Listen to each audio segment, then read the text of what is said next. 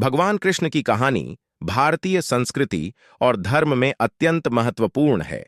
उनका जीवन विभिन्न रूपों और कथाओं में वर्णित है, जो मुख्यतः महाभारत और भागवत पुराण जैसे धर्म ग्रंथों में मिलती हैं। यहाँ भगवान कृष्ण के जीवन की कुछ प्रमुख घटनाओं का संक्षिप्त विवरण दिया गया है। जन्म और बाल लीलाएं। जन्म। भगवान कृष्ण का जन्म मथुरा में कंस के कारागार में हुआ था। उनके माता पिता देवकी और वासुदेव थे।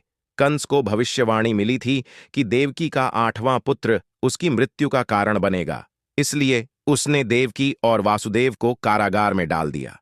लेकिन भगवान विष्णु के अवतार के रूप में जन्म लेने वाले कृष्ण को वासुदेव रातों रात यमुना नदी पार कर गोकुल में नंद और यशोदा के पास छोड़ आए।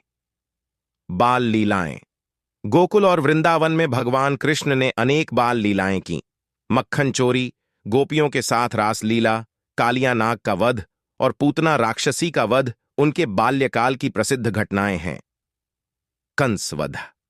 जब कृष्ण बड़े हुए तो वे मथुरा लौटे और वहां अपने मामा कंस का वध किया। कंस मथुरा का अत्याचारी राजा था और कृष्ण ने उसे मारकर मथुरा को उसके अत्याचार से मुक्त किया। महाभारत और गीता का उपदेश। भगवान कृष्ण महाभारत के युद्ध में पांडवों के सलाहकार और मित्र थे।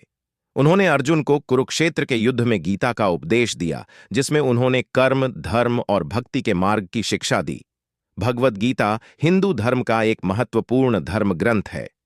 द्वारका और जीवन का अंतिम चरण।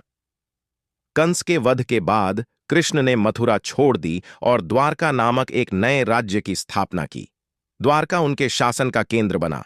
अंत में कृष्ण ने अपने जीवन का अंतिम समय जंगल में बिताया, जहां एक शिकारी के तीर से उनकी मृत्यु हुई।